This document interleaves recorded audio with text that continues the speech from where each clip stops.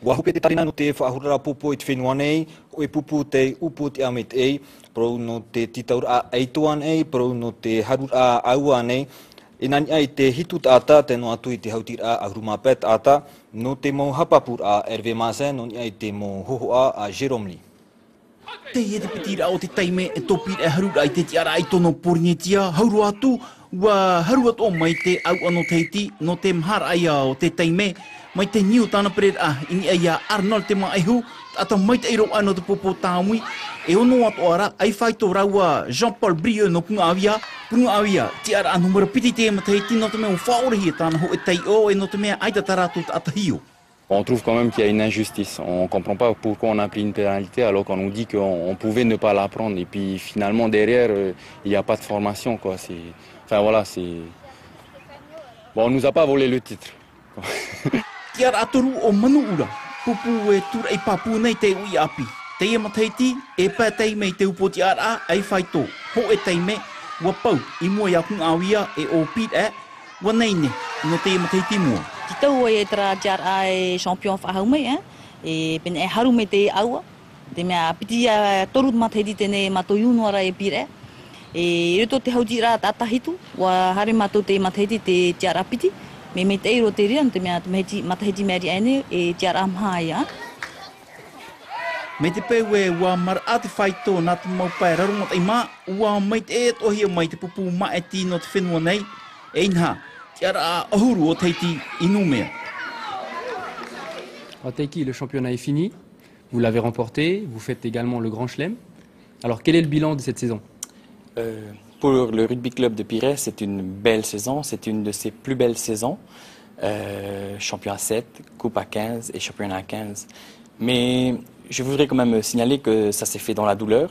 Il y a eu beaucoup de litres de sueur, il y a eu beaucoup de sacrifices de fait. Et sur la première partie de saison, championnat 15 qui a été dominé par Pirée et Manoura, les choses ont changé pour la deuxième partie de saison. Le club de Manoura et Pirée qui ont fourni beaucoup de sélectionnés, plus le staff moi-même et Hama, on a laissé des plumes, on ne s'occupe pas de notre club, ce qui a profité au club de Punavia et de Faha qui se sont bien préparés, qui ont fait un très beau championnat retour. Pirée, Punavia et Faha finissent le championnat retour avec 3 victoires et une défaite, mais la différence s'est faite au niveau des points du match aller.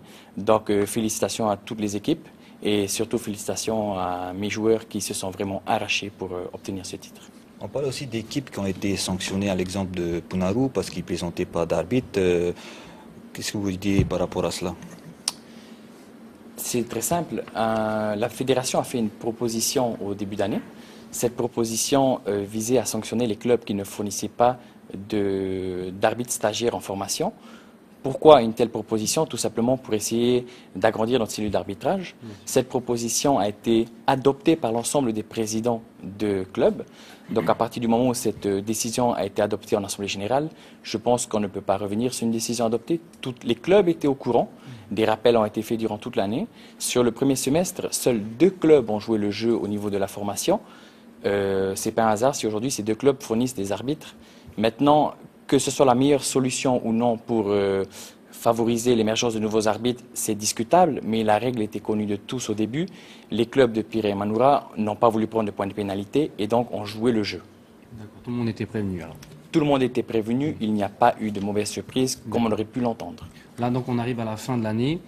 On sait qu'après les Jeux, tous les 4 ans, il faut que les fédérations reconstituent leur bureau. Qu'est-ce qu'il en est du point de vue du rugby? Le rugby fera justement comme toutes les fédérations. Je pense que ce renouvellement se fera en début décembre. Je n'ai pas les dates exactes puisque je ne suis pas non plus dans le bureau de la fédération. Je fais partie de ceux qui organisent le championnat. Ça fait 3 ans que je le fais et je pense que c'est une belle aventure et que moi je m'arrêterai dessus pour me reconcentrer un peu plus sur mon club et sur mes projets personnels. Je souhaite bonne chance à ceux qui vont prendre la suite.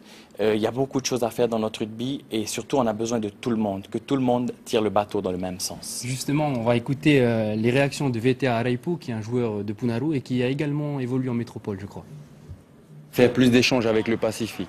Ensuite, au niveau de la compétition, faire beaucoup plus de matchs, parce que là, cette année, on n'a fait que 11 matchs. Et ensuite, accentuer la formation pour les enfants. Changer le calendrier, parce qu'on est au mois d'octobre, on a déjà fini la compétition et on reprend qu'au mois de mars. Teki, manque de match, des périodes, si j'ai bien compris, 5 mois de pause, c'est quand même beaucoup pour reprendre le championnat après par la suite. Complètement. Il faut savoir que quand on a établi le calendrier en début de saison, il y avait des échéances internationales sur le mois d'octobre et de novembre, qui sont les Océaniens à 7 et à 15. À ce titre, et pour préparer les sélections, on avait décidé de ne pas faire de championnat parce que certains clubs qui sont fournisseurs de beaucoup de joueurs de sélection seraient complètement lésés. Maintenant, en revenant des Jeux, ces 2 compétitions ont été annulées. On a fait une proposition au club justement de déplacer un peu le calendrier. La majorité des clubs ont refusé, c'était leur droit. Et donc, de ce fait, on se retrouve dans une situation sans compétition jusqu'à l'année prochaine. Cependant, le championnat de 2e division se poursuit. Et concernant les clubs de 1re division, il a été proposé que ceux-ci allaient organiser des tournois de clubs. Donc, le jeu continuera. Maintenant, c'est au club à se responsabiliser, à proposer des compétitions. Je reviens juste sur les propos de VTA. Je pense qu'il a entièrement raison. Il faut développer un maximum de rencontres contre les équipes, nos voisins du Pacifique. Le seul souci, c'est que ça demande des moyens financiers et dans la conjoncture actuelle, on ne peut pas tout faire. Est-ce qu'il n'est pas possible de les faire venir, vu qu'on connaît le niveau des Samoa, des Tongiens? Oui, c'est ce à quoi notre président de fédération s'attelle. Et l'année dernière, par exemple, en début d'année, il a fait venir une équipe de métropole. Il a organisé tous les ans le Tahiti Nui 7. Donc, ça consiste justement à faire venir des équipes internationales, mais même c'est beaucoup d'argent. Et actuellement, l'argent qu'on a, je pense que le président de la fédération essaye aussi d'aider les clubs des îles qui ont des grosses difficultés, disant qu'il faut que ce soit l'ensemble du rugby polynésien qui puisse profiter de ces moyens. D'accord. Du rugby toujours, mais cette fois-ci à l'international. Vendredi soir, la France jouait sa place en finale face au Pays de Galles. Ils ont réussi à l'arracher malgré tout. Et donc, ici, il y a des supporters. Et les rues de Papeete étaient plutôt chaudes. Regardez les images. Alors, Teki, on va revenir aux réactions à Papeete. Votre cœur, il penchait pour qui, la France ou le Pays de Galles? Bien sûr, on souhaitait tous une victoire française, mais je pense qu'il faut savoir reconnaître que sur le match, les Gallois ont été plus forts, qu'ils méritaient d'arriver en finale, mais parfois en sport, ce sont des petits détails qui vont faire la différence. Le carton rouge gallois a pesé très lourd dans la balance. Et pensez que la France a des chances en finale face aux All Blacks? Une finale, c'est 50-50, face à 2 équipes qui sont très bien préparées. Ça reste ouvert, mais d'un côté, nous, on supporte aussi les All Blacks parce qu'il y a nos cousins du Pacifique. Et par rapport à toutes les souffrances qu'a connues la Nouvelle-Zélande durant ces dernières périodes, je pense que ça pourrait être une belle récompense pour tout ce peuple. Maintenant, si la France gagne, on sera évidemment les plus heureux du monde aussi. Bien sûr. Donc, merci beaucoup merci d'avoir répondu à nos questions. Nous allons parler maintenant.